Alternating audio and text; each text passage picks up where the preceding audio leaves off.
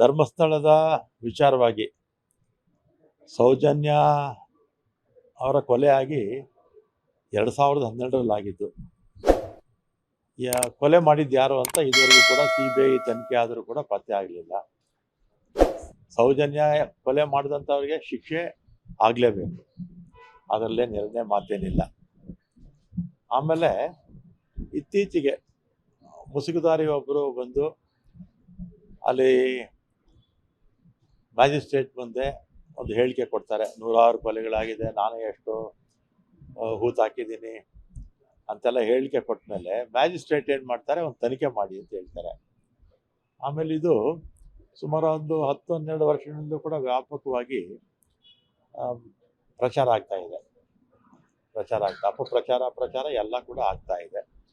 ಇದು ಒಂದು ಕ್ಲಾರಿಟಿ ಬರಲಿ ಅಂತ ನಮ್ಮ ಸರ್ಕಾರ ಇದು SITಗೆ ಹಾಕಿದ್ದಾರೆ. 3-4 ಜನ ಹಿರಿಯ ಅಧಿಕಾರಿಗಳು ಅಲ್ಲಿ SITನಲ್ಲಿ ತನಿಖೆ ಮಾಡ್ತಾ ಇದ್ದಾರೆ. ಸುಮಾರು 14-15 ಕಡೆ ಆಗಿದ್ರೂ ಕೂಡ ಅಲ್ಲಿ ಏನು ಸಾಕ್ಷಿಗಳು ಸಿಕ್ಕಿಲ್ಲ. ಈಗ ಅದ್ರ ಬಗ್ಗೆ ಮೊನ್ನೆ BJPಯವರು ಕೂಡ ಇಲ್ಲಿ ಅನೇಕರು ಮಾತಾಡಿದ್ರು. ಮತ್ತು ನೆನ್ನೆ ಧರ್ಮಸ್ಥಳಕ್ಕೂ ಕೂಡ ಅವರು ಕಾರುಗಳಲ್ಲಿ ವಿಜಯೇಂದ್ರ ಅವರು ಎಲ್ಲ ಕೂಡ ಹೋಗಿ ಬಂದಿದ್ದಾರೆ. ಮತ್ತು ಇನ್ನೊಂದು ಭಾಳ ಸ್ಪಷ್ಟವಾಗಿ ಹೇಳ್ತೀನಿ, ಧರ್ಮಸ್ಥಳದ ಬಗ್ಗೆ ಆಗಲಿ ಅಥವಾ ಧರ್ಮಸ್ಥಳ ಅಂದರೆ ಮಂಜುನಾಥ ಅಣ್ಣಪ್ಪ ಆಗಲಿ ಅಥವಾ ಧರ್ಮಾಧಿಕಾರಿಗಳ ವಿರುದ್ಧ ಯಾರು ಕೂಡ ವಿರುದ್ಧ ಯಾರು ಏನೂ ಇಲ್ಲ. ಆದರೆ ಅಲ್ಲಿ ಸೌಜನ್ಯ ಕೊಲೆ ಆಗಿರ್ತಕ್ಕಂಥದ್ದು, ಅದಕ್ಕೆ ನ್ಯಾಯ ಸಿಗಬೇಕು, ಆ ಪ್ರಶ್ನೆ ಬೇರೆ. ಮತ್ತು BJPಯವರಾಗಲಿ ಯಾರು ಕೂಡ ಇದರಲ್ಲಿ ರಾಜಕಾರಣ ಮಾಡೋಕ್ಕೆ ಹೋಗಬಾರ್ದು. ಒಂದು ಕ್ಲಾರಿಟಿ ಬರಬೇಕು ಅಂತ ನಮ್ಮ ಸರ್ಕಾರ SIT ರಚನೆ ಮಾಡಿದೆ. ಇದರ ಮಧ್ಯದಲ್ಲಿ ಅನೇಕರು ಯೂಟ್ಯೂಬ್ ಗೊತ್ತಲ್ಲ ನಿಮಗೆ, ಅವ್ರ ಮೇಲೆ ನಿಷೇಧ ಇತ್ತು. ಅದು ಕೋರ್ಟ್ ಮೊನ್ನೆ ವಿತರಣೆ ಮಾಡ್ಕೊಂಡಿದ್ದಾರೆ. ಯೂಟ್ಯೂಬರ್ಸ್ ಮೇಲೆ ಇದ್ದಂಥದ್ದು, TV ಮೇಲೆ ಇದ್ದಂಥದ್ದು, ಪ್ರಿಂಟ್ ಮೀಡಿಯಾ ಮೇಲೆ ಇದ್ದಂಥದ್ದನ್ನು ಕೋರ್ಟು ಅದನ್ನು ವಿತರಣೆ ಮಾಡಿಕೊಂಡ್ರು. ಆಮೇಲೆ ಈಗ ಒಂದು ಕ್ಲಾರಿಟಿ ಬರಬೇಕು ಅಂತ SIT ತನಿಖೆ ರಚನೆ ಮಾಡಿದ್ದು. ಮೊನ್ನೆ ಇವತ್ತು ಪರಮೇಶ್ವರ್ ಅವರು ಅದರ ಬಗ್ಗೆ ಮಾತಾಡ್ತಾರೆ. ಆಮೇಲೆ ಇನ್ನೊಂದು, ಧರ್ಮಸ್ಥಳದ ಮಂಜುನಾಥನ ಭಕ್ತರು ನಮ್ಮ ರಾಜ್ಯದಲ್ಲ, ಸುತ್ತಮುತ್ತಲ ರಾಜ್ಯಗಳಲ್ಲೂ ಕೂಡ ಅನೇಕರಿದ್ದಾರೆ.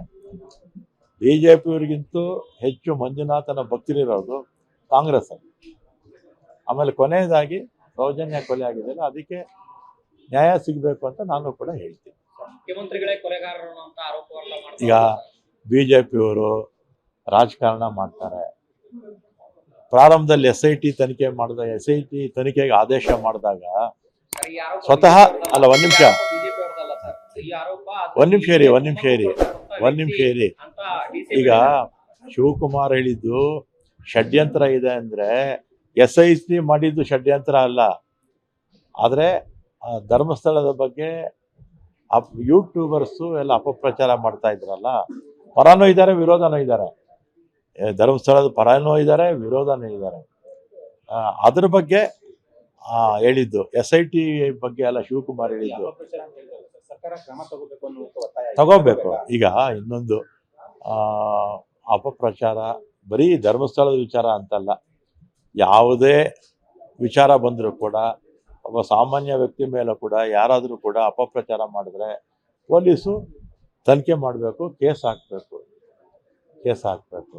ಆಮೇಲೆ ಇನ್ನೊಮ್ಮೆ ಹೇಳ್ತೀನಿ, ಸೌಜನ್ಯ ಕೊಲೆಗೆ ಇದುವರೆಗೂ ಯಾರು ಮಾಡಿದ್ದು ಅಂತ ಗೊತ್ತಾಗಿಲ್ಲ, ಅದಕ್ಕೆ ನ್ಯಾಯ ಸಿಗಬೇಕು ಅಂತ ನಾವು ಕೂಡ ಹೇಳ್ತೀವಿ.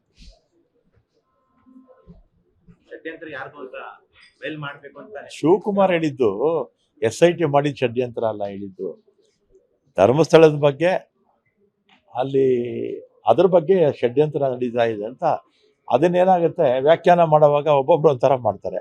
ಅವ್ರು ಹೇಳಿದ್ದೇನಂದ್ರೆ, ಈ ವ್ಯಕ್ತಿ ಈ ಘಟನೆಗೆ ಕುಮ್ಮಕ್ಕು ಕೊಡ್ತಾ ಇರುವಂತ ವ್ಯಕ್ತಿ ಮುಖ್ಯಮಂತ್ರಿಗಳೇ ಕೊಲೆಗಾರ ಅಂತ ಹೇಳ್ತಾರೆ. ಈಗ ನಾಲ್ಗೆಗೆ ಎಲ್ಬಿಲ್ಲ, ನಾಲ್ಗೆಗೆ ಎಲ್ಬಿದ್ಯಾ? ಎಲ್ಬಿಲ್ಲದ ನಾಲ್ಗೆ ಏನೇನೋ ಹೇಳುತ್ತೆ,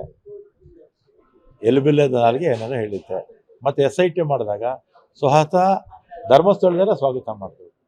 ಎಲ್ಲ ವಿಪಕ್ಷಗಳು ಸ್ವಾಗತ ಮಾಡಿದ್ರು, ಸಾಮಾನ್ಯ ಜನ, ಮಾಧ್ಯಮದವರು ಎಲ್ಲರೂ ಕೂಡ ಸ್ವಾಗತ ಮಾಡಿದ್ರು. ಸತ್ಯ ಹೊರಬರಲಿ ಅಂತ ಅಷ್ಟೇ. ಸುಮ್ಮನೆ ಈ ಅಪಪ್ರಚಾರ ಮಾಡ್ತಾರೆ, ನಾಲ್ಗೆಗೆ ಎಲ್ಲಿ ಬಿದ್ದರೆ ಈ ಥರ ಎಲ್ಲ ಮಾತಾಡೋದಿಲ್ಲ. ಎರಡು ಒಂದಿಲ್ಲ ಸರ್, SITಗೆ ಒತ್ತಡ ತಂದು ಷಡ್ಯಂತ್ರ ಮಾಡಿದ್ದಾರೆ ಅಥವಾ ಧರ್ಮಸ್ಥಳ ವಿರುದ್ಧ ಷಡ್ಯಂತ್ರ, ಎರಡು ಒಂದೇ. DK ಹೇಳಿಕೆ DK ಅವರು ಹೇಳಿದ್ದು SIT ಬಗ್ಗೆ ಅಲ್ಲ, ಅವ್ರು ಹೇಳ್ತಿರೋದು ಧರ್ಮಸ್ಥಳದ ಬಗ್ಗೆ ವ್ಯಾಪಕವಾಗಿ ಅಪಪ್ರಚಾರ ಮಾಡ್ತಾ ಇದ್ದಾರೆ ಅಂತ ಹೇಳಿದ್ದು. ಸರ್, ನೀವು ಸರ್ಕಾರದ ಭಾಗವಾಗಿದ್ದೀರಾ, ನಿಮ್ ಪ್ರಕಾರ ವೀರೇಂದ್ರ ಹೆಗಡೆ ಅವರು ಈ ಒಂದು ಕೊಲೆಗಳ ಹಿಂದೆ ಇದಾರ ಅಂತ? ಯಾಕಂದ್ರೆ ಆರೋಪ ಇರೋದು ಅವ್ರ ವಿರುದ್ಧನೇ, ಅವರು ಮತ್ತು ಈಗ ಅವ್ರ ಕುಟುಂಬ. ವೀರೇಂದ್ರ ಹೆಗ್ಡೆ ಅವ್ರನ್ನ ನಾವು ಇದಕ್ಕೆ ತರಲೇಬಾರ್ದು. ಧರ್ಮಸ್ಥಳದ ದೇವಸ್ಥಾನವನ್ನಾಗಲಿ, ಮಂಜುನಾಥನನ್ನಾಗಲಿ, ಅಣ್ಣಪ್ಪನಾಗಲಿ, ವೀರೇಂದ್ರ ಹೆಗ್ಡೆಯವರಾಗಲಿ ಇದರಲ್ಲಿ ನಾವು ತರಬಾರದು. ಸೌಜನ್ಯ ಕೊಲೆಗೆ CBI ತನಿಖೆ ಆದರೂ ಕೂಡ ಸಾಕ್ಷ್ಯ ಸಿಕ್ಕಿಲ್ಲ. ಈಗ SIT ಮಾಡಿ ಸಾಕ್ಷ್ಯ ಸಿಕ್ಕಿ ಯಾರು ತಪ್ಪು ಮಾಡಿದರೆ ಅವ್ರಿಗೆ ಶಿಕ್ಷೆ ಆಗಿ, ಅದರಲ್ಲೇನು ತಪ್ಪು ಇದೇನಿಲ್ಲ. ಲೇಟೆಸ್ಟ್ ಹಾಗೂ ಇಂಟ್ರೆಸ್ಟಿಂಗ್ ಸುದ್ದಿಗಳಿಗಾಗಿ ಬಾಸ್ ಟಿವಿ ಕನ್ನಡ ಚಾನೆಲ್ನ ಸಬ್ಸ್ಕ್ರೈಬ್ ಮಾಡಿ. ಹಾಗೆಯೇ ಬೆಲ್ ಐಕಾನ್ ಪ್ರೆಸ್ ಮಾಡಿ. ಇದರ ಜೊತೆಗೆ ಫೇಸ್ಬುಕ್, ಇನ್ಸ್ಟಾಗ್ರಾಮ್, ಎಕ್ಸ್ನಲ್ಲೂ ಮಿಸ್ ಮಾಡದೆ ಫಾಲೋ ಮಾಡಿ.